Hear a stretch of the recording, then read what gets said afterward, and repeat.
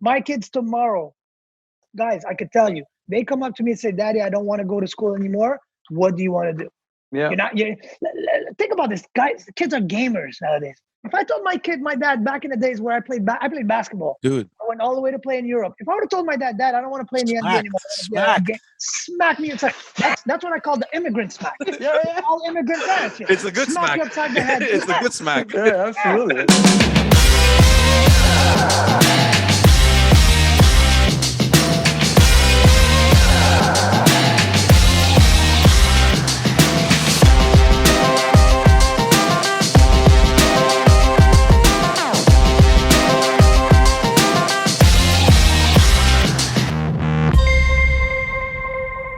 Hello, everyone. Welcome to another episode of Just Us Dads. Thank you for joining the hashtag Dadversation. That's right. We have a hashtag. So for anyone who doesn't know, you can use the hashtag Dadversation and we'll follow up on your comments and everything.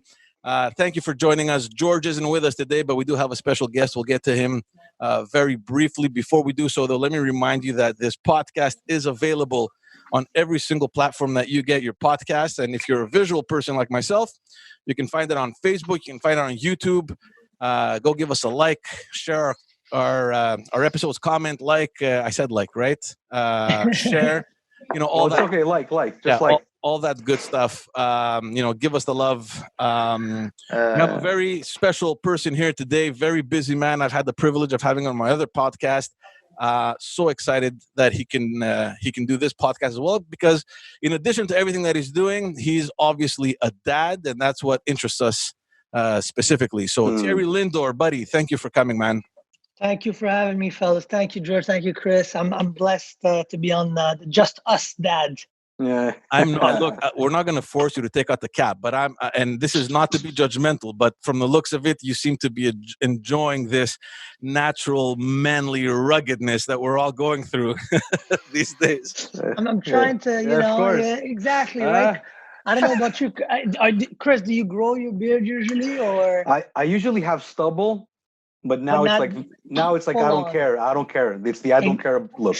And you know what? I was telling that to a friend of mine. I was telling him, I think this is our true version. I think that the masks are off, right? When we're usually out and about, I think that's not who we really are. Because if right now you feel comfortable, then logically this is who you are, right? Yeah, so I feel like this might be the real me, except I don't connect like you guys. I should have had more Greek in my DNA.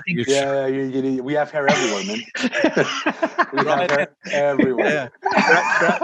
Yeah. Grab your wife's eyeliner or whatever they call it, that brush thing, and just fill it in, No, but Thierry, you're right about it, man. Everyone's kind of letting go. Everybody's letting loose. Like, I don't know if you could guess this, but let me ask you a question. How many people do you think are not brushing their teeth right now? Oh, that's, you know what, Chris, this is such a good question. I promise you that if we were to right now knock at people's door and social distancing was off and just go like this. Yeah. Our eyebrows would be melting. Yeah. People brush their teeth once a week. They take a shower every 2 weeks. It's just crazy. It's just nuts. Yeah. It's just nuts. Oh, man. No, but hygiene great again. It's good to have you on, buddy. I don't want to get into the COVID thing. I know everyone, especially us in our different platforms, we've been talking about it. And I was talking with Chris a little bit before.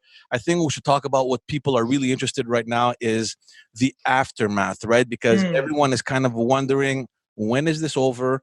And when this is over, what will it look like? Everyone is either having to think about their jobs, or like you and Chris and other people, about businesses that may have been impacted. How do you see all this thing? It's I love what the Prime Minister of Alberta said. I love what he said. He's like, Alberta hires 500,000 people in the oil industry, and it's going to get ugly before it gets better. I think this applies to everybody, and I don't know how conscious we are of this. I think everybody's kind of like, all right, we're all going to go back to the way things used to be, which that's another debate in and of itself. I don't think we should go back to anything that used to. I don't think that the previous way was not the right way, but I genuinely believe that the rebound is not going to be as nice of a rebound as what people think. I think it's going to be rough. Just look at the States right now. There's some data that are pretty insane. Just Canada as well. Like how many people lost their job? How many people were not equipped to work remote? How many businesses were not equipped to work remote?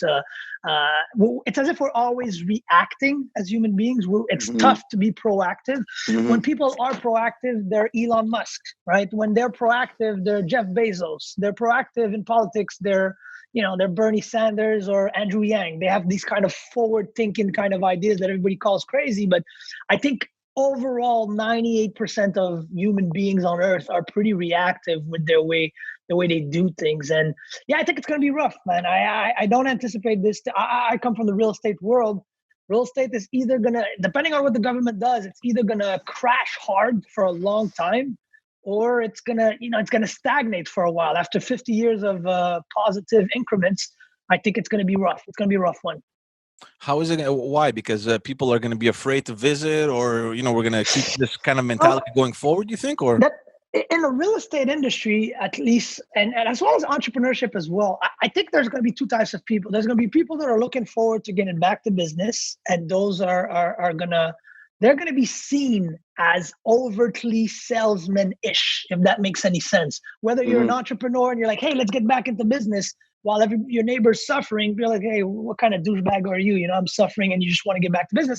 Same thing with real estate. If you're used to having all these listings and having a lot of inventory and you're like, all right, I'm excited to get back to business, but on the other hand, there's going to be panicking people. And I think that's going to be the majority. The problem is not that the market's going to crash. The problem is that sellers are going to panic. And when sellers start to panic, and there's going to be definitely a lack of buyers, and I think it's going to be the same thing for business. We're talking about reopening business. Okay, we reopen business, but if there's nobody consuming inside the businesses, what are you going to do, right? And when you talk about saying, well, no, people are still going to consume. We've been consuming while we've been quarantined. Because that's what we've been doing. Forget social distancing. This is a branding word. But if we've been consuming while quarantine, we have to keep in mind also and be mindful who has been winning. And there's been one big business winning, or two, Netflix and Amazon. So the Amazon, the internet, exactly. So how do you compete with Jeff Bezos? You can't compete with Jeff Bezos. How do you compete with so I'm very scared for all these business owners, and I'm an entrepreneur myself. Chris, you're an entrepreneur, right? Yeah, part-time kind of. Okay, cool. So what field? What vertical? Well, I do engineering, I do consulting, and we do development. Fine. So I was going to say, consulting is always good. But you're talking about real estate, and actually we're just bidding on a project to do a development project. I have two partners, and we want to start in July. So I agree with you that it's going to be a rough one. But my optimistic side says, you know what, it's very cyclical, right? So if you're going to hit a recession and you hit it to the bottom, and once you go to the lowest point, you can only go up, right? So after recession, 100%. It's expansion. So, but I do understand how you're saying that the opportunities are going to be a little bit disguised as sleaziness. You're going to be a sleazy guy because you're kind of taking advantage of the situation, and some people might see it as exploitment, right? Yeah, which is not true. I don't think. I think the majority of people are just going to be passionate and excited to get back to business, right, George? So, like Chris said, I think that's going to be the thing. Like Chris and his partners are about to bid on a project. They get the project, they start to build it. Okay, build it, they will come. Yeah, when are they going to come?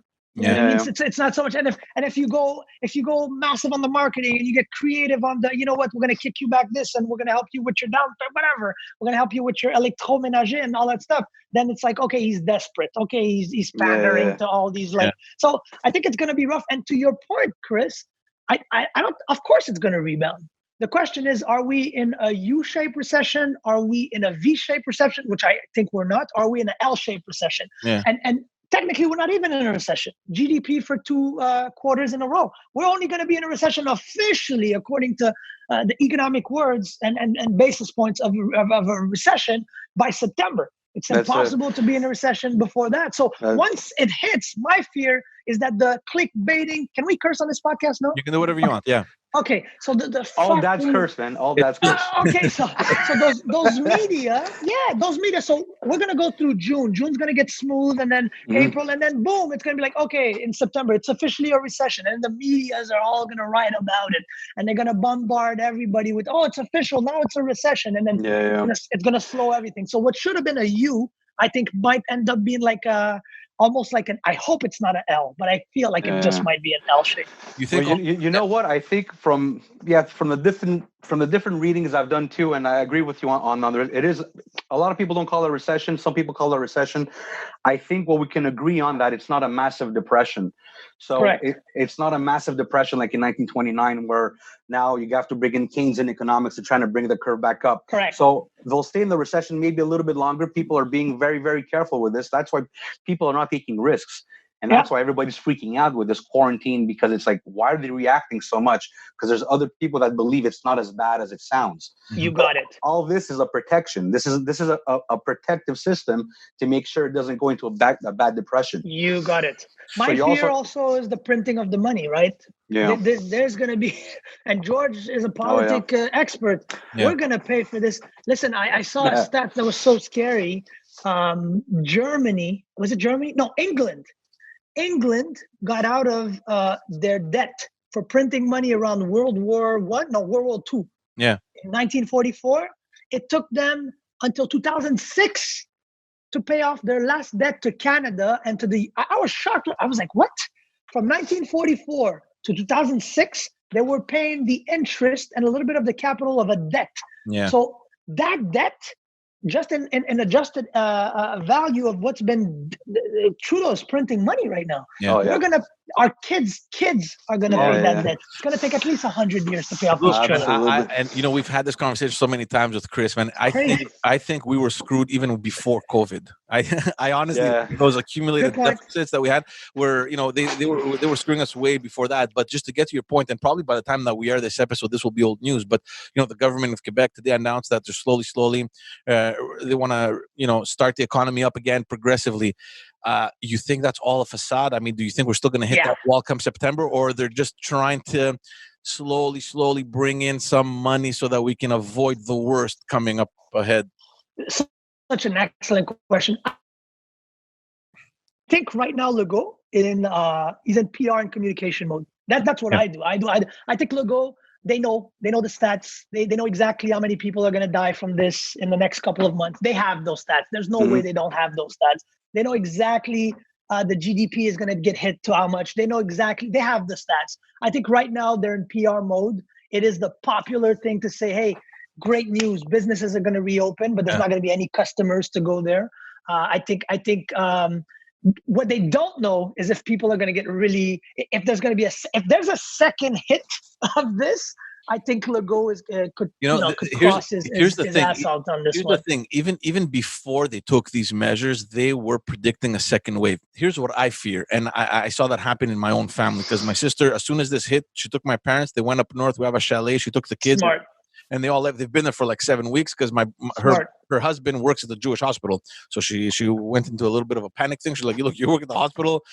We're not putting ourselves to risk. Righteously so. That's for sure. It's called the Neige, right? So, so they're still there. I'm happy that my parents left Park X because it was considered a hotspot not too long ago. So I'm like, as long as they have someone up there, they have the kids, they're entertained, everything is fine. They don't need anything, Now Legault comes up. She's like, okay, we're going to start slowly. My sister calls me. She's like, oh, we're going to come back down on Saturday. I'm like, what do you mean? I'm like, what about, your husband? No, my husband, he hadn't taken his paternity leave. He's going to take it now. I'm like, do you this is what I'm afraid of. I'm afraid of because. But George, just to interrupt you, sorry. They announced that the teachers should go back in Monday. That's coming down. Yeah, that's crazy. Not in Montreal. Not in Montreal. It's in Montreal. No, it's in the regions. Montreal. I think it's in the region. Yeah. Yeah, it's after the 19th. My wife just read a letter from the Ministère de l'Éducation. Yeah. That says that teachers Montreal are going back. As well. Yeah. Well, someone has lost the communication somewhere, man. Because because that wasn't announced at the press. No, right? No, because they said as of 11 in the regions, and then possibly in the 19th if it's not that bad, and if they continue, if they continue to stabilize, maybe Montreal. But whatever. Yeah, but that would make sense because the teachers would get back before to kind of implement that. So Chris might be right. The teachers are getting back, but then the schools are going to be. But they're leaving it open. They're leaving it like au besoin. Maybe if needed. Yeah. So now what the schools are doing, so what where our kids go to, my wife teaches at Socrates, so they're throwing out a little survey now. just trying to get the pulse of the parents. Who's going to show up? Yeah, who's going to show up? Are you sending your kid? Are you taking the risk? Are you not? No, are you putting your kid as a guinea pig? So we don't know what's going to happen. But there's a lot of question marks. But to get back to what I was saying, I'm afraid that people are going to go. They did a fantastic job of keeping people. I don't want to say that they kept people scared, but at least people were aware of the danger. Come on, George. Say it like it is. They did keep us but it doesn't matter. I don't care. I don't mind because I want people to stay home and I want people to be safe. You understand? So for me, that's not the problem. The problem now is that we are entering a new phase where things are going to get back into motion and people's mentality is definitely going to change to the point where, look, if everything is rolling again, no problem. We're good to go out. Let's go to the park. Let's go to the shopping center. You know what I mean? And this is where I think it might get ugly, right? And to get back to the schools, what's worrying me is that, and again, this is probably going to be old news when it comes out, but they come out, they say, okay, we're going to start the schools progressively. They ask them, how many students do you think are going to be coming? We don't know. So if you don't know how many students are going to be, because they leave that up to the parents, right? So if you don't know how many kids are going to go, you can't determine how many teachers you need. You can't determine how much personnel you need. The buses, everyone around the whole education ecosystem is a big question mark. So what exactly is the plan that you announced? They have no plan. They have no plan. Yeah, that's what I was going to say. They, you know what it is? One thing I noticed with this whole pandemic, they have no fucking clue what they're doing, bro. Like I thought we had no clue as citizens. Our elected officials have zero clue what they're doing. The only thing they have is they have enough staffers to do enough studies. But just with the debacle with the specialists and the doctors, I have tons of specialist clients and friends, tons. From my real estate days as owner of Remax Griffintown. Do you know for 4 weeks, their union had been telling him, what do you want us to do? For 4 weeks. And out of nowhere, they come out and they jab at them because they are losing control. That's what it is. Right now, everything they're doing right now is communications. And it's not proactive, it is reactive. Okay, shit's gonna pop off. Let's blame these guys. Okay, this is gonna happen. Let's reopen. It's standard crisis management, like it's textbook, right? Okay, what's going on? How do we cover it, or not necessarily cover it, but how do we address it? What's the message? How do we keep people calm? Correct. I'm sure in the backstage somewhere they're preparing, right? I mean, they're not dumb, I think you're giving them too much credit. Maybe. I promise you, Thierry, that's what I tell them every time. I think you're giving them way too much credit, gives them bro. way too much credit, man. They have no clue. I promise you this right now. They have no clue. And when you don't have a clue, I compare to kids, right? When we don't have a clue what to get and we're all dads here. I've seen dads that because they don't know their kids, they throw money at them. That's what they're doing to us. They have no clue. So once in a while, they're going, every day they're like, hey, I'm going to give the Quebec people and Canadian people a lesson. And then I'm going to throw money at them. And they're going to be quiet. Because if I throw money, I'm going to show them that I love them. And if I talk to them daily, even though I'm saying gibberish and bullshit, it's going to sound like I love them and I care for them. But truthfully, they're getting exposed slowly but surely. The healthcare system is crashing. They don't know why Saint-Michel, Rivière-des-Prairies, and Montreal North is like the ultimate hub now for this thing in Quebec and second one in Canada. There's so many things that are coming out and you realize, okay, these guys have no clue. From the municipal level to the provincial level to the federal, they have no fuck. Look at the restaurant. Yeah.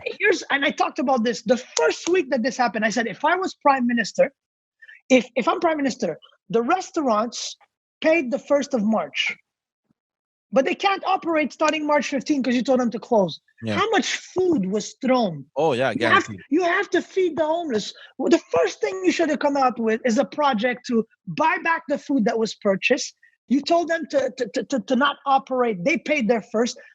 They came out with a restaurant plan last week.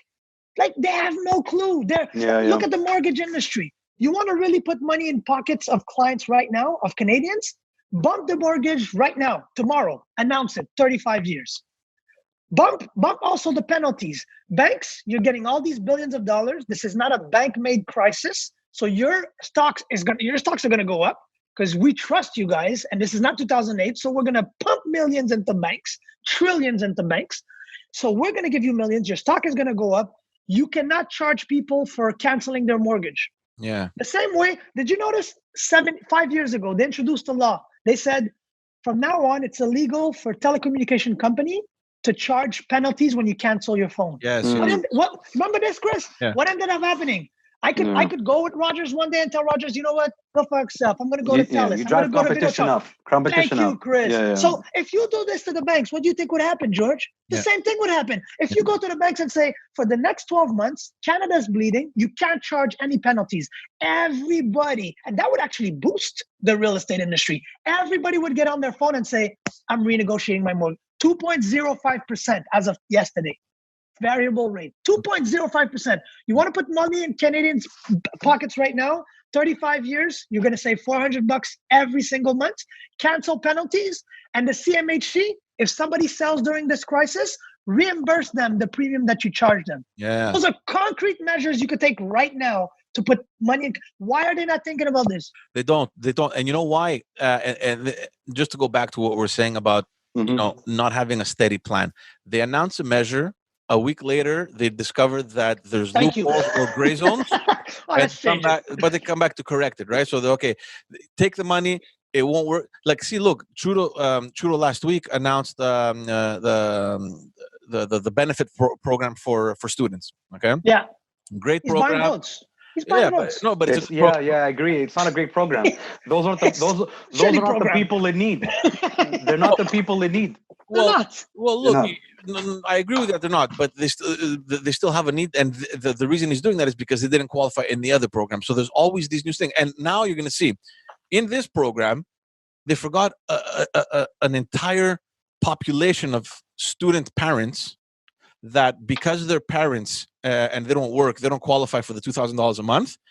And because they're now in the school system and they can't get the $2,000, but they're going to get less. It's like $1,200 a month or $1,700 a month, I think, if you have kids. Yeah. So $750. What's going to happen with these people?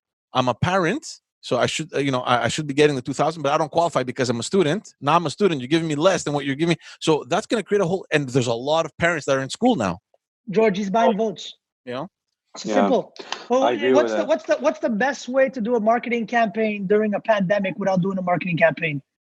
Throw money at and spend their fucking time on TikTok, on Instagram, and on Facebook. You convince people they have Of course, I'm gonna give you money.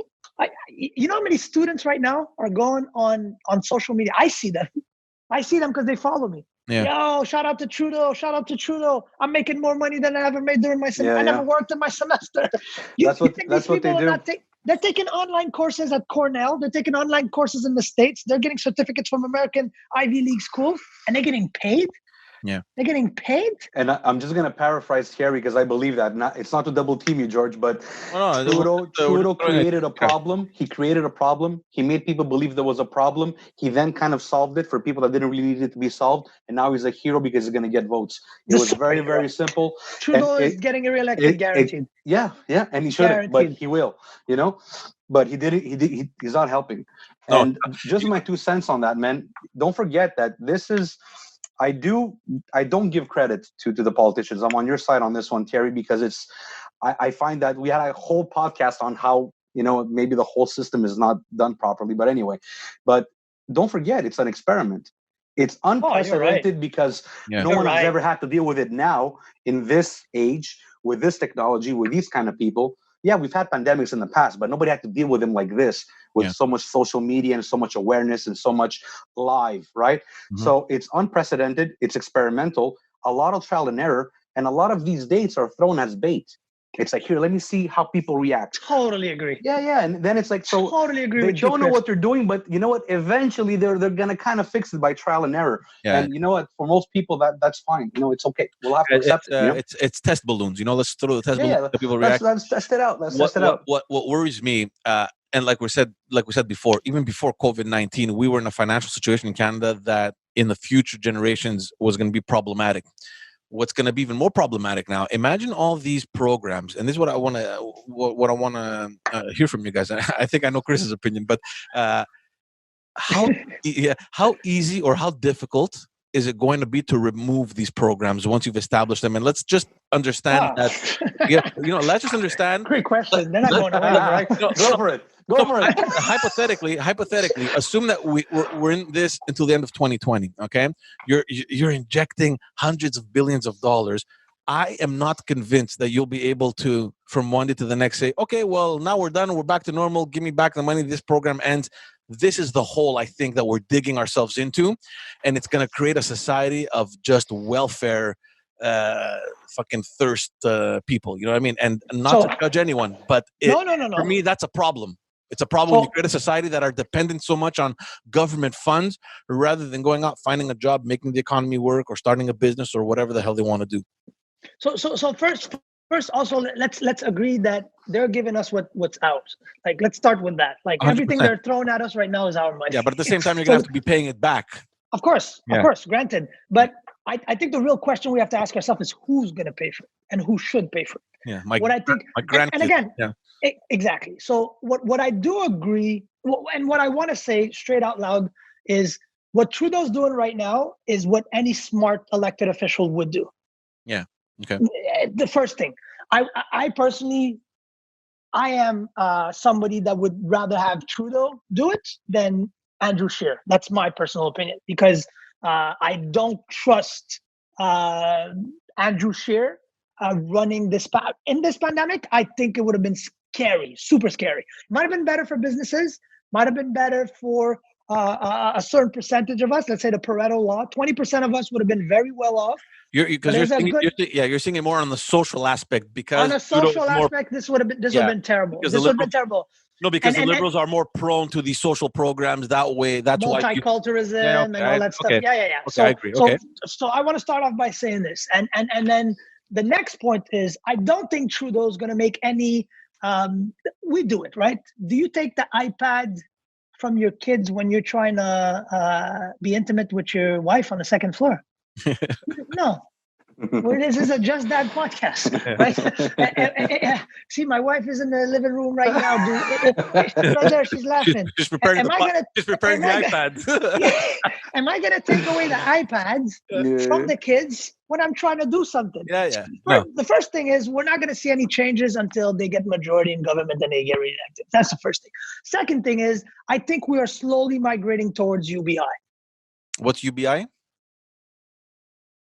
And we have a track, universal basic income. Basic income. Yeah. I do not believe that Trudeau will be able to take away that 2,000. I don't think it's going to stay 2,000, but I think it's going to go around 800 to 1,200, and it's going to be called the Canadian. Your check is going to be called something. It's going to be crazy, but it's going to be super branded, and then everybody's going to get hooked to that. They're going to get hooked to that, and the liberals, being who they are, they're going to be more popular with the young people, more popular with the indigenous people, more popular with the newly immigrants. And I could foresee a good 10, 15 years at least of the liberals being, I could see it. But the problem that I have with this is when you give people free stuff, they tend to not necessarily appreciate what they have. And there's studies that show this. If you go to certain northern indigenous territories in the States and Alaska as well, they have universal basic income. And when you don't have a purpose and you're just paid, this actually erodes your the Maslow pyramid. What is your sense of purpose? Why are you on this earth? What are you doing? What you're doing? Yeah. So I am not pro universal basic income.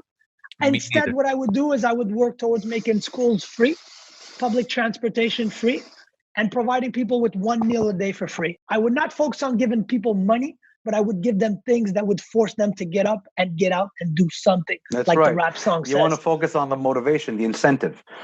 The thing is though, motivation is action, and you can only inspire or influence people. So the inspiration and the influence can come, the incentive can come, but motivation, I believe, is action. I believe it's a physical thing where you take action, and it takes yourself to actually do it. So I'm more of a believer of the adage that says, you know what, you give a man a fish, you feed him for a day. Yep, you teach a man how to fish, you feed him forever. They're not implementing enough teaching how to catch fish. You're so right.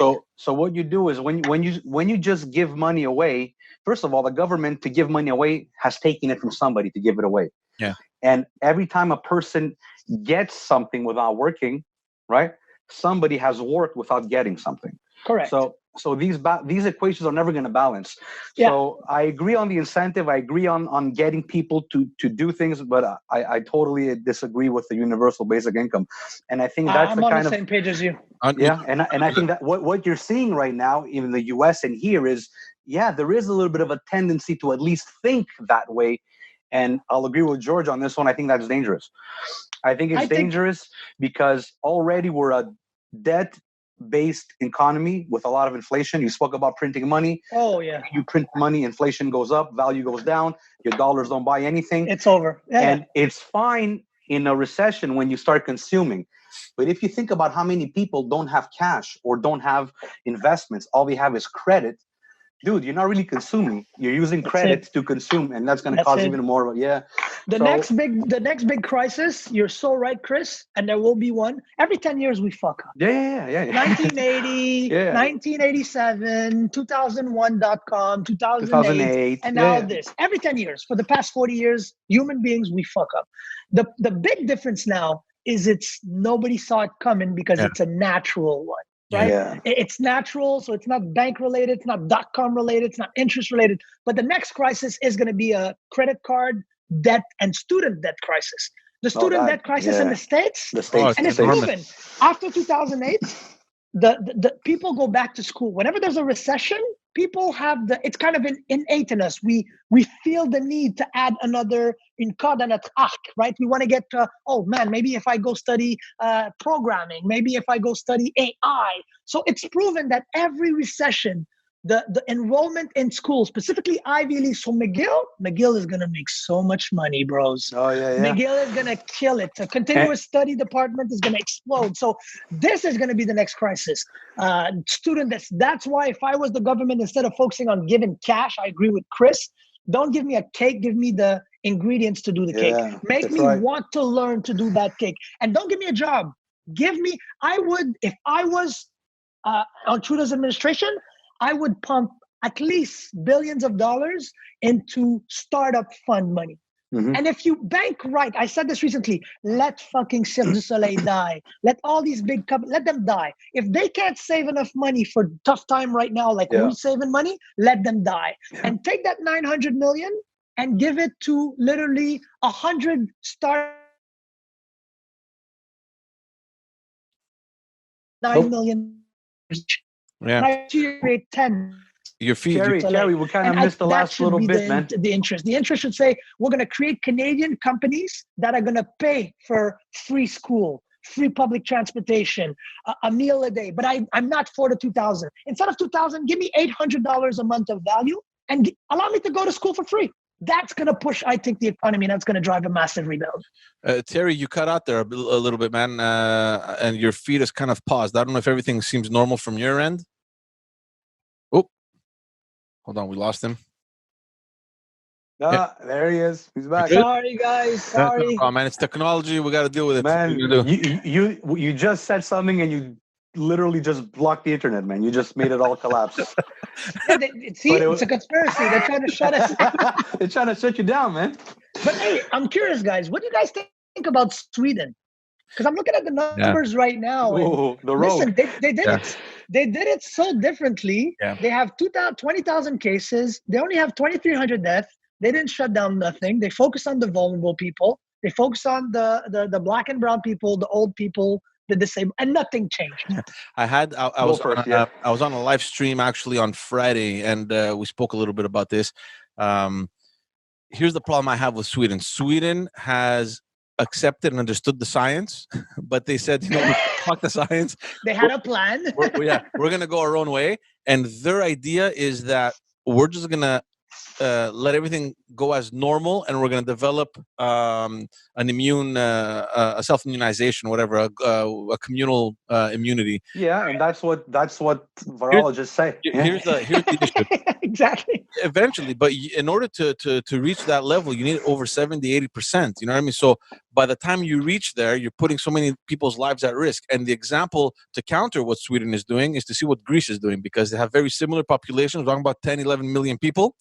Greece is one of the best performing countries in terms of their measures to combat this pandemic. They have. I didn't know that. Yeah, they have a little over 200 deaths. in Greece. Everything is, and That's this it. week, and yeah, that's it. And this week they're starting Holy slowly to pick everything up. They flatten the curve. Everything is like fantastic out of a country that nobody really expected it. So with similar populations, you have a country that took the necessary steps. They have a little over 200 deaths, and the other country that let everything loose, they have 2,500 deaths, and their argument is, look, man, don't judge us. Judge us in 6 to 8 months. You'll see that at the end we'll have arrived at the same numbers. Why the hell are you and you know what? I believe that. No, but look, Chris, why? But let's be real though, guys. No, No, but How think much? about it. hold on, let me finish. Why are you Okay, counting go. deaths? Why are you counting deaths? Why not put everyone on the safe side and not put people's lives at risk? That's a good argument. Maybe at the end you'll be right. I get it, but you'll have killed 3, 4, 5, 6,000 people, and you have examples just in your own region, like in your own continent, where they took the necessary steps and they reduced minimally the amount of death. You know what? Actually, I want Terry. Go ahead. I'll speak after. Well, I think also the part that might be biased or the missing data point with these two countries is their close or not so close relationship with China. I think the reason why the U.S. are exploding and the way they are, also Canada as well, and that's what's amazing. I'm a big data guy. I'm a tech guy, so I believe in data. It starts in Vancouver, and then it migrates towards the east, and then Quebec, we're directly linked to the U.S. because of our borders, and it was a shit show because of many different factors. So I think Sweden, in my opinion, I wasn't previewed to, and I just checked Greece. You're right, 200 people. That's friggin' amazing. But what I think is really amazing with Sweden's approach was to say people are gonna die. They're gonna die, and to be that level of being straight without saying that, because no leader of any country could have said, "Hey, people are gonna die. Let's just keep doing what we're doing." They said instead, "Let's focus on the old. That's what I think we should have done." Yeah, Quebec is the oldest province in the Western Hemisphere. How do I know that? I'm half Haitian. And Port-au-Prince, Haiti is the youngest one. So that's the statistics that you hear all the time. I would have said Moroccan, man. No, I'm half Haitian. Right. And Port-au-Prince is the youngest a city in the Western Hemisphere. Quebec is the oldest one. Just off of that, look at all the billions of dollars that we're all going to pay for. If they would have came out and said, you know what? $5 billion for poor and disenfranchised, Black and brown people, vulnerable people, old people. We're dumping money where it counts. Everybody else, keep doing what you're doing. Stay safe, stay this, stay that, so on and so forth. I think we would have been better off than we are right now. Yeah. I genuinely believe that. I agree, but my 2 cents is very simple. I'll give you like a nutrition, losing weight analogy. It's very simple. Greece and most of the countries got results. Don't forget, we said this is an experiment. So everybody's experimenting. Nobody has the true protocol, right? So everybody's kind of taking advice from their experts. So Greece and most of the countries said, you know what, let's starve the body. We got to lose weight. We're not eating. We're starving the body, right? Sweden said, you know what, we don't need to starve. We're going to cut a little bit of the fat. We'll keep the carbohydrates. Such a good analogy. No, but that's exactly what they did. And that's you know what? Analogy. Just because you didn't take my rule doesn't mean you're lost. One country had a result, the other country can have a similar result. They just went through different paths. And I think you would have caused less panic, because don't forget, fear is a big motivator, right, Terry? You know that. Huge. Fear is a big motivator, but when people fear, they get confused and they panic. And that's not good either. So in the long run, I think if Sweden demonstrates good results, well, that's an eye opener for the next pandemic, because you know what? At the end of the day, George, it is numbers. It's sad to say. I'm not trying to be apathetic. It is. It's about numbers. That's how you manage your crisis. At 10,000 versus 5,000. Well, if I have 5,000 deaths, I'm doing better. But I think it's two countries thinking different ways that could get similar results. But if it's about numbers, then obviously Greece is doing the right thing, and they aren't. Yeah, but also in my perspective, I think it's about the numbers of death. And I said this 4 or 5 weeks ago, and I got murdered by the social justice warriors on social media. They're everywhere. They're everywhere. Oh man, you need them, right? You need them. I put them in. You need that for fuel. So at the end of the day, I said that the post-COVID and the economic crisis is going to be tenfold or 100-fold worse than the health crisis out of this. Oh my God, how dare you? Blah blah blah. I said, yeah. in 2008, and then that's Oxford. It's not me. Oxford attributes 500,000 cancers due to the stress level of the 2008 crisis. 10,000 suicides. How many people committed suicide? We're not talking about this, but I had people in the health industry. When I made that post, it was following conversations I was having with health industry people that were telling me people are checking in for overdoses. People are checking in for alcohol abuse. Yeah. People are checking in for attempted suicide. Yep. Why is nobody talking about this? So I took my platform and I talked about it. I got murdered. No, but it's a good All point. you think about is money. I was like, no, we're going to pay for it anyways. And these people are taking beds and respirators. Yeah. You think they walk in, I try to kill myself. You're going to tell them, turn around, you don't have COVID? No, you put him on a bed and you put him on a respirator. Yeah. What if a COVID patient comes? You're going to unplug this guy? Yeah. So I think there's tremendous amount of things. And I agree with Chris. You measure it by death. Ultimately, that's what it is. Yeah. And you're going to measure it also by le taux d'endettement. How badly are we going to get in debt? Well, yeah, that's the right balance, right? It's a balance between the number of deaths with not breaking the economy.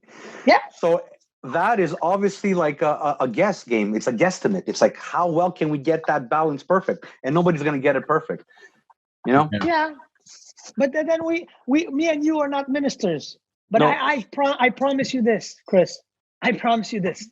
A lot of these fucking guys and gals have no clue what they're doing. No, I know. And the staff that are with them, the ideas that they're proposing, you're like, who are these people? Are they part of our society? Have they spent so much time in Quebec City? Have they spent so much time in Ottawa that they're completely out of? How come I could come up with certain real estate solutions that would save Canadians tomorrow $600 a month?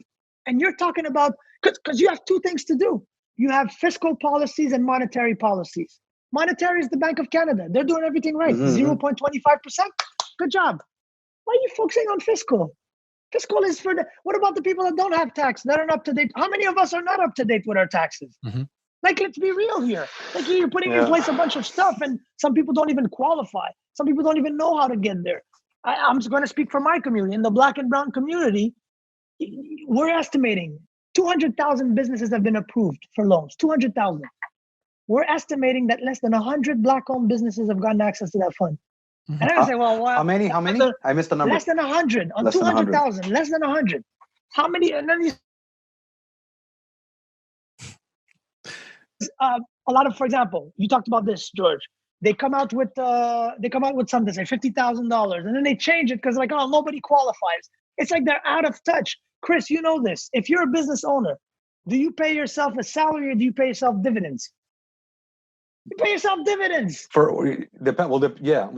If you have money left in the company, you don't want to get who's going to get. So there's a bunch of things. If you have 1 or 2 employees, you pay the salary because it's your wife. Thank you. Right? Thank you. No, hey, we're having a frank conversation. We're dads here. But my point is, if you start to think about certain vulnerable communities, they automatically and systematically pay themselves dividends. So all these programs you're putting together, a good portion of women-owned business. Do you think are you out your mind? I would love to know how many women-owned business. Forget Black and brown. How many women-owned business qualify for those $200,000? The 200,000 grants at $40,000. Well, it's very low. It's very low. It's ridiculous. And my fear is it's all the big businesses and the medium size, because medium size is 500 employees or less. Yeah. What about the micro company? 98% of businesses are like me and you, Chris. 5 employees or less. So you're putting in place measures for people that have 6 to 500 employees. It makes no sense. But I wanted to know your opinion on something, Terry, because I associate this to education, and I don't mean the academic education. I think people are financially illiterate. I think people need more financial knowledge. I think people need to know. I would hug you. When you have a dollar, where does 10 cents go? Where does 25 cents go? And they don't know that. And you know what? We're going to go through another pandemic, and we're still not going to teach people, because you know what? If everybody had a little bit more invested, a little bit more saved up than credit, right? And knew what to do, right? I don't know, but I learned, like, you need to put a good maybe year or 2 year salary away in case. If everybody had that, there wouldn't be unemployment. So you wouldn't need to, you know what I'm saying? So I believe a big thing is financial illiteracy. Yeah, I believe that. And until the Quebec government and somebody doesn't have and I'll tell you why they don't do it. And I'm going to get conspiracist here. Yeah, And go for it. George, tell me if I'm crazy because you've been in government. I truly believe that the powers that be, and by powers that be, I mean the lobbyists of the financial institutions and the credit cards and all of, they have an invested interest in financial illiteracy. Of course. If I'm in Sec 3 and you teach me how to fucking sew a pillowcase or how to do a cake, what the fuck is that what is that gonna bring me in a YouTube world? I could go on YouTube and in 30 minutes I could learn how to do a cake. Why do I have 2 months of classes on this? But if they gave you classes on a beacon score, on a what is an R7? Why should you stay away from your R7? What do you do with your first credit card? How do you build the credit? I promise you, Chris. Absolutely. If you don't have a good credit, you take a $500 credit card, you make sure that you back it up with $500 so you're able to get that guaranteed by your money, and then they're gonna let you build your credit back up. So you should learn about credit usage. Yeah. You should learn about credit repair. You should learn about investing at a very minimal risk. But if you did that, I promise you, Chris, suddenly credit card, Visa, MasterCards, and the lobbies of the banks, they would get mad because it should be in our school system. No, you're right. And you know what? At least though, like you're right, and I agree with you. I agree 100% with that. They won't let it happen because it's not good for them. But at the same time, with YouTube and social media and all that stuff, the information is out there. I just wanted to touch on what you just said, because you said something very important before. You said every time there's a recession or some kind of difficulty, whether it's a pandemic, a war, people go back to school. Always. But they need a paradigm shift, because school will not give you that. Right? So people need to start thinking that, you know what, man, maybe academics is good. Academics are good. We all did university, it's fine. But you also need the other side. You also need to educate yourself with your money. And somehow money has always been taboo.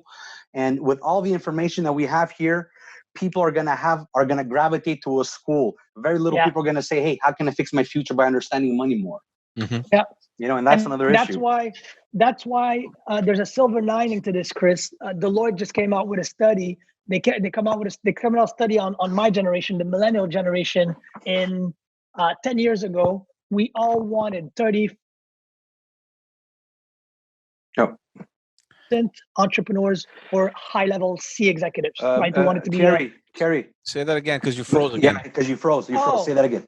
Sorry. So Deloitte came out with a study 10 years ago about millennials. Millennials wanted to be 37% wanted to be entrepreneurs, consultant, or high-level executive, like C-level. Yeah. And now they just came out with the same study for the Gen Z. And the silver lining goes to what you're saying, Chris. And I think me and George talked about that on this previous podcast. 33% of the Gen Z, they want to become YouTubers. Yeah.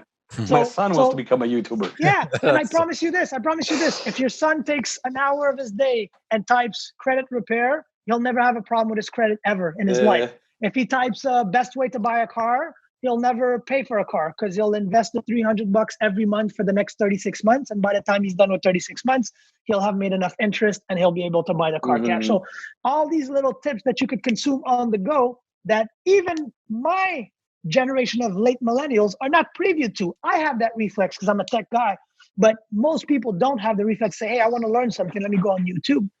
The next generation has that reflex. So because all the information is there, man. I think you're going to see a lot of people drop out also. A lot of people are going to come out of this crisis and say, you know what? Yeah. That's cool. Yeah, why not? And you know what? People are going to start understanding that, you know what? Most people take more time to plan a vacation than they take time to plan their life. And now I think that that's going to be like, hey, man, let me start planning the next 2 years because you never know. I love it. So, maybe the fear is not a bad thing after all this. Because there's learning curves, right? And we're learning. You're learning look, I've never used this much technology. I've never spoken to my team so much in the past month. When I was at the office, you wouldn't. And you wouldn't. Now we're all like this. Hey, how's it going? I know everything. Can I share my screen? Yeah. Everybody knows how to share their screen now. But to go back to what you're saying, and this, from the point of view of a father or as a parent, your kid comes up to you at 16, 17, is like, Dad, I'm done with school. Like, how do you react to that, though? You know what I mean? Because I'll encourage him. we're so, they've implanted in us this seed that you have to finish school, you got to get a job, and like, I mean, we're growing up now thinking that what was it for, right? I mean, we're that generation that kind of questions that path, but I feel that we still have a little bit of that seed in our minds, where if our daughters or our sons come up to us and say, you know what, Sec 5, I don't know about it, I think differently, George. I took the blue pill already. I took the red pill. Because I agree with George, because we have similar parents. So you know what? I agree. Like, I'm gonna echo Kiyosaki on this, but go to school, get good grades, get a good job, and that's it. That is a lie. Neither that it's a lie. If you want to go down that path, you could, but there's another option. Mm-hmm. And if my kid comes to me and he's smart enough, I just want to teach him values, work ethic, commitment, perseverance, be ethical, learn how to serve the many. If you get those values, if you tell me, you know what, I don't want to do university because I want to go open my man, I'll help you. Let's do it. God bless you. Yeah, exactly. I will never discourage him. If I see motivation, I'm not going to discourage him because he didn't go to school. Now, I want him to get an education. It doesn't necessarily have to be in like a bachelor's of engineering. I don't care. But I want him to get an education. And education is not only through the format of academics. It comes on in other formats as well. And one of my programmers, we do websites, platform, events. That's what Influence Orbis does. We do all these beautiful things. One of our programmers makes $100,000+ a year. He has a high school diploma. What kind of idiot would I be to tell my kids go to school to make 60, 70,000? I think that matrix and that ship has sailed. And if it hasn't sailed for people, those are the kind of enslavement mentality of the red pill, blue pill. And I'm super grateful to say I've taken the red pill for myself. My kids tomorrow, guys, I could tell you, they come up to me and say, Daddy, I don't want to go to school anymore. What do you want to do? Yeah. Think about this, guys. Kids are gamers nowadays. If I told my dad back in the days where I played basketball, dude, I went all the way to play in Europe. If I would have told my dad, I don't want to play in the NBA anymore. Smack me inside. That's what I call the immigrant smack. All immigrant parents. It's a good smack. You upside the head. It's a good smack. Yeah, absolutely. No, you want to be a politician, an engineer, a lawyer, so on. So I think the jobs that are evolving, also constantly evolving. How does a guy with no I have no university degrees. I've done consulting for the highest offices in our country. Mm-hmm. Yeah. And then when I go to these meetings, I'm with guys that have masters. Yeah. And these guys are saying stuff that makes no sense about communication. Because they know too much of one thing. Yeah, exactly. They know way too much about one thing. You're going to tell me how to reach the mass on social media, but when I go on your account, you have 200 people following you. Yeah. You can't tell you can't tell the prime minister of anything how to do social media. Yeah. And I'm not saying I'm better than you, but I'm saying my formula might work better than yours.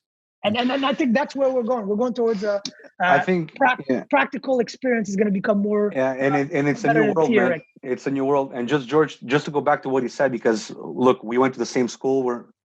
Thierry, you're there. We lost the video. He'll be back.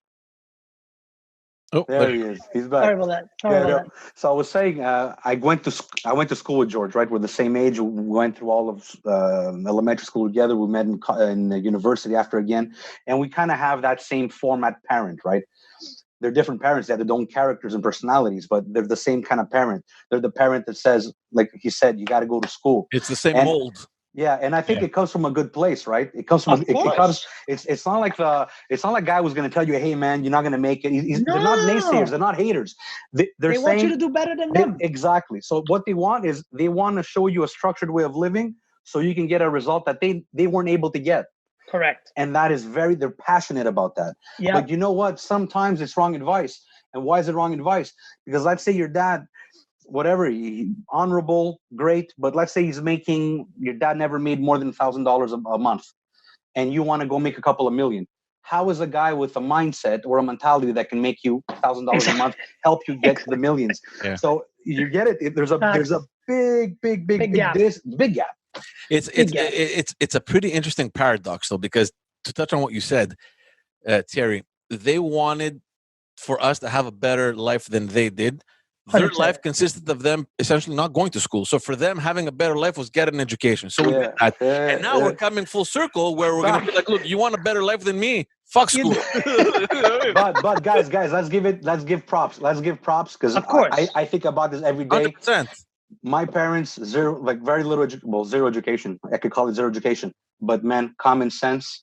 And they had the fundamentals right, and I agree. I'm sure it's all the same with your parents. They had the fundamentals, they had the basics, they had the structure, man, unshakable structure, and we can build on that. They build on that, and they went through. We have to keep in mind, like right now, the pandemic is the equivalency of the World War I or World War II. In essence, our parents come from a scarcity mentality, meaning. Holy shit, I heard about my sister's cousin back in Italy or in Greece. And after the World War, she went through the worst time. Okay, now we got to save. So they're that saving type. And that's something that I think is a true, it's a great value to teach somebody. I genuinely feel, and we're okay, me and my family. I have never saved so much in the last 45 to 60 days I'm counting stuff. I have never been like that in my life. Like, oh, we're spending. I have been very close to everything we're doing. And that's going to trickle down to our kids. So I'm not saying that we're going to pass on this same saving mentality, but I do believe that this, in the psyche of mankind, of dads, of mothers across the globe, this is going to have kind of a contraction effect on our way we live our lives, which is a good thing. I think also something to think about with our parents that nobody talks about is after the World War, the economy worldwide just exploded. From Japan exploding as an actual power, economic power, Germany exploding and rebounding in terms of a real economic power. And that also is something that if you look at the economy, and I don't want to get into capitalism and all that stuff, but there's something that our parents went through where the CEOs that they worked for were not so worried about screwing their employees. The CEOs would win 3-4 times the revenue that their employees won. Today we're at 300 times the revenue. So there's also that entire paradigm of mindset where when our parents worked for a company, they worked for one company all their lives. They were respected, they were treated well, they had a good job, they had a pension at the end. That's not the truth nowadays. Nowadays we're talking about CEOs that are making so much money that they're trying to screw the system. Look at Jeff Bezos selling his shares a week before Amazon's share gets to the highest. And then he buys them back through. Like, come on. The same thing with what's his name, Guy La Liberté, right 2 weeks before. And I don't want to get conspiracist about anything, but that's the in 60s, 70s. I don't think any CEO would have done that. Things are about to get rough. We're going to stick around. We're going to stick with this. So I think there's also that in mind. I think anybody that wants to do favor for his kids today as a father, you should teach your kid about ownership of real estate, ownership of creative thinking, ownership of intellectual property, ownership of land and property. If you focus on these four key ownership parts, your kids are going to do fine. But don't forget, that's what the rich have been teaching their kids for the longest time, right? Yeah, but the difference with the rich is they're teaching their kids from a power perspective, and they're teaching their kids more in terms of capitalistic abuse. Because anytime there's profit, like you said earlier, there's some form of abuse. If somebody's making profit, somebody's losing. I love this. It's a zero-sum game to think in terms of profit. What I'm talking about is in terms of value and ownership. I love what you said earlier. Like, I'm going to teach my kids how to think for the mass, what's good for the people. And I think we're going towards that. Look at the buying local movement, right? Absolutely. Yeah. I'm hearing Lebanese guys talking about, hey, encourage another Lebanese guy. Greek guys, you guys have been doing it better than other communities for a while. The Jewish communities and Chinese communities have been doing it extremely well for years. So I think now we're starting to see this kind of communal thing where we're starting to bond more as people as well. Contrary to the super wealthy that are like, hey, let's just stay rich and everybody else. You're talking about the new trend is social or at least societal conscious entrepreneurship. There you go, man. At the United Nations, that's exactly how they called it. When I was at the United, they said social entrepreneurship will become the only way to do entrepreneurship in the next 50 years. Yeah, make your profits, but at the same time serve the many and care about the environment and care about, They said it differently. It is a trend. They said bring value and the profits will follow. And I agree with that. Look at Elon Musk. Bring value to the market is going to follow. And I think if we refocus that paradigm, we're going to see, like Chris, in your business, I'm not sure exactly what you do, but if tomorrow you focus on bringing massive value to your community, where you're employing people, to whatever project you're building, you're coming up with some cool stuff, you're going to make money. And money is going to come. Money is going to be a byproduct of the value you bring. Contrary to saying, if I make money, then I might give back to my community. Then I might give back to, no, that shouldn't be like that. And that's what they were saying at the United Nations. The next form of entrepreneurship that's going to be successful is social entrepreneurship. And I believe that. I truly believe that. I believe that too. Tell me now, Terry, that your home, obviously I'm assuming everything is well with you and your family. That's obviously the first thoughts, but yeah, we're good. How are you guys dealing with the kids? You're talking about them looking at how you are dealing with this. You're hoping that they understand just the positive stuff. Like, how is that whole environment? How is that going for you guys? I'm not gonna lie, it's a bit rough. I've installed mandatory naps that are 3 hours now. so we have mandatory 3 hour nap. I may or may not be putting something in the water. Also, like, you know what? We've always been close and loving. So spending more time with my kids has been a blessing. But I could definitely see that not being the case for everybody. Yeah. If you're so caught up with my life is on social media. So I always tell people what you see is literally what you get. This is not a front. This is not a fake. So my kids are on my social media. I don't believe in separating. To me, my digital brand is my personality. If you meet me, people are like, Terry, you're really like you are on social media. And so for me and my kids, it's business as usual. My kids now, I'm teaching my kids. I took a camera, I gave it to my daughters and my son. They're documenting, and I didn't tell them. Yeah. I just gave them this, and I said, "Here's a memory card." My daughter's 7 years old, and she's walking around, and she knows that she's inside because of the coronavirus. She calls it coronavirus, and once in a while they go outside and they look at dogs, and they ask if the dog has the coronavirus, and so she's documenting this, and I hope that eventually this kind of creativity is going to be encouraged by a lot of people, because I know that if I grew up in the World War or during 1944, 45, if I had the opportunity to document my mental health as I was doing this without having the taint of an adult telling me, do this, do that, I think this would be gold for me in learning to emancipate myself as a purpose-driven human being, an adult. So I'm empowering my kids by doing that. I'm letting them do what they want. So the video, I have no clue. Sometimes they're filming themselves talking. My son filmed himself peeing the other day. So whatever they want to do, I'm empowering them to do. But it's tough. It's tough on the mental health. I'm not going to lie. It's tough on the couple as well, because you love your spouse, but you don't love them that much. You know what I mean? So at the end of the day, you're spending that much time now all confined. Yeah. You know what I say? I know it's going to sound a little bit rough. I might get heat for it, but a lot of people are going to realize how much they love their family and their kids, but they're going to also realize how sometimes they don't like them. For sure, right? Because like, hate him. Like and love is not. It's not the same thing, right? Yeah. So you can really, really love, but then you can start really not liking certain things, right? Yeah. And a lot of people are going to realize that. But it's always an environment like this is obviously scary, difficult, but it's also opportunity for growth and learning and rebonding and doing great stuff. And that's what it's about right now. That's such a powerful. I wish our politicians said this. Like, I wish somebody would have came up and said, like, sortez, allez courir, prendre de l'air. No, hey, this is going to be tough, guys. But you know what? This is also an opportunity for you to look at yourself. You know what I'm hoping for? After this, some people that really hate each other get a divorce and do everybody a favor. Yeah. Do something for the for the kids. Show the kids. You know what? Mommy and daddy don't really like each other.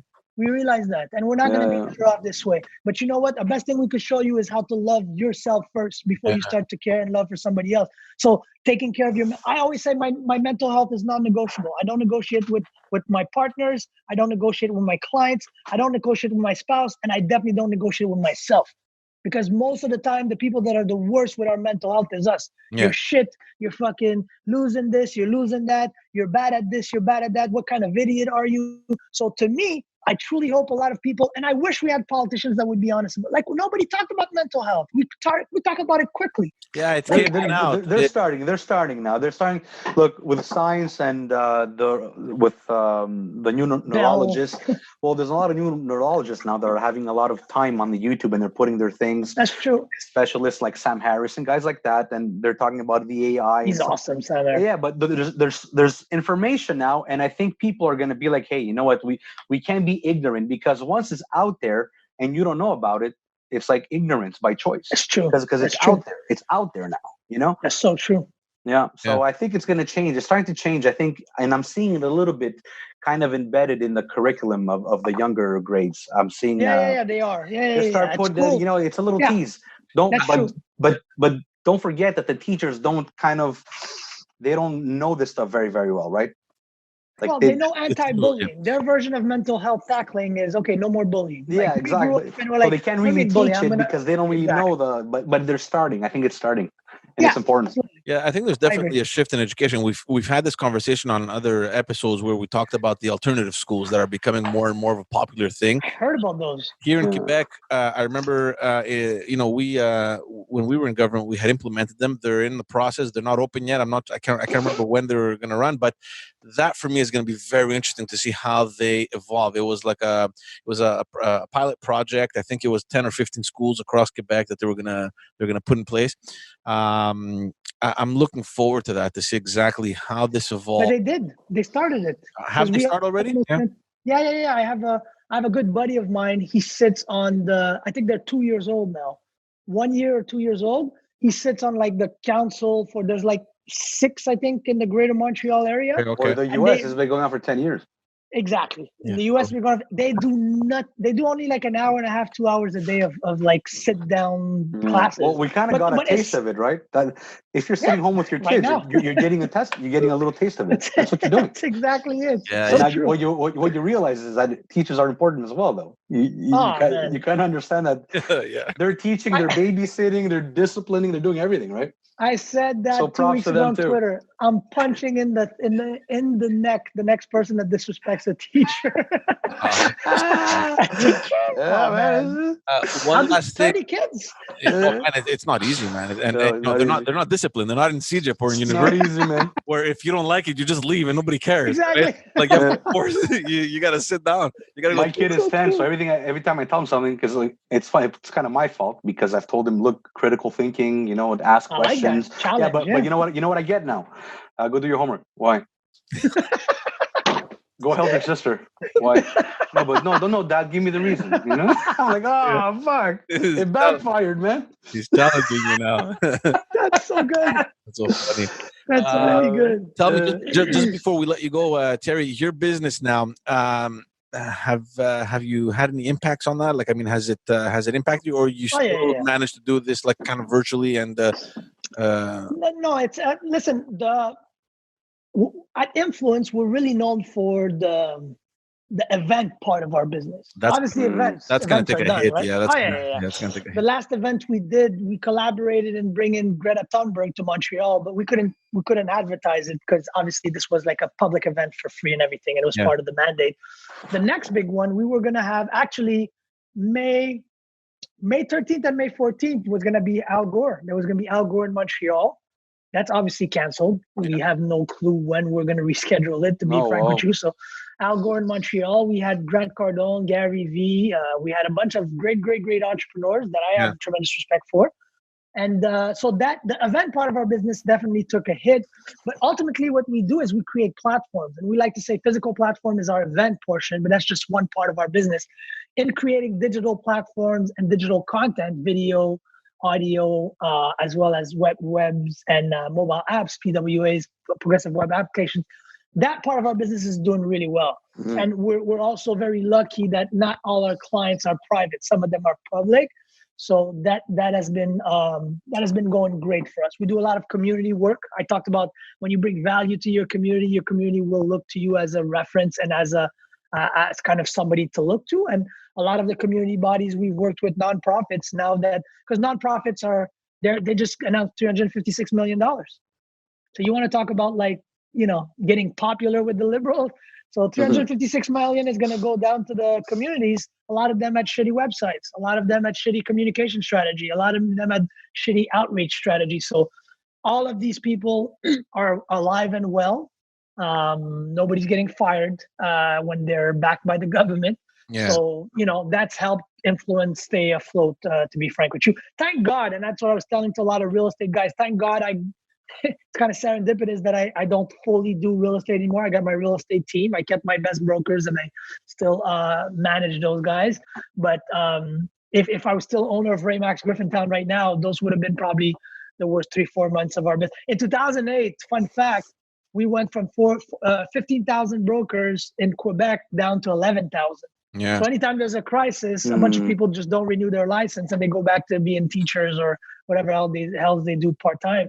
So at the end of the day, that we're going to probably see the same thing. There's going to be, but that's good also for business. The same way, Chris, shitty consultants are going to get out of their way, and then the good consultants are going to survive this. Yeah, it's going to filter out the garbage. Yeah. Exactly. Even in our industry, I mean, I'm hopeful. I mean, we're in the commercial cleaning industry. I mean, so we were considered essentials from day one. So obviously, there's this gratitude that we've been feeling. But going forward, I mean, I'm looking forward to, I don't know, whenever we're going to start developing again, whenever we'll be able to sit down with building owners or business owners or project property managers or whatever. Yeah. And explaining to them that, look, you need a credible company. You need a company that is regulated. And I think there's an opportunity for businesses like that to kind of take advantage of, I feel bad saying this, but you got to take advantage of the circumstances and to make it work. I agree. On your side, and I think people are going to be a lot more aware of, for example, in our industry, keeping everything nice and clean and safe. You understand? And so I agree with you in that it's going to filter out a lot of garbage. Oh yeah. And a transfer of wealth for sure, man. Oh yeah. Transfer of wealth. When there's blood in the street, buy land. That was Rothschild that said that, right? Yeah. So there's going to be tremendous opportunities for people that are liquid right now. Tremendous opportunities. Credit. People that have good credits are going to be laughing to the bank right now. So, yeah. All right, buddy. Look, we're not going to keep you much longer. Already. Hey, man, I enjoyed this, man. This was really cool, man. I like you, Chris. I like your style. We're gonna make a promise to have you and to see each other physically, man. When all this is over, I'm honestly looking forward to running normal podcasts again. Honestly, I love this. So Thierry, clear your schedule for 2023, all right? Yalla, let's do this. I'm on it. We're gonna do this, brothers. All right, buddy. What's the Greek alcohol again? Ouzo. There's ouzo. There's a we're gonna do this. A couple of drinks, and then we're gonna hit that podcast again. And George, remind me to refer you. I have a couple of REITs that I could introduce you to. That yeah, for sure. Super, man. I'll appreciate that. Yeah, for sure. Yeah. Sounds good, man. Hold on, your screen froze. I don't want to froze. Okay, there you go. Okay, your screen froze. I didn't want to say goodbye without seeing you live. Your screen had frozen. It's the government internet I got. Sorry, guys. That's all I could afford. All right, but I appreciate it, man. Take good care of yourself, your family, and we'll talk soon.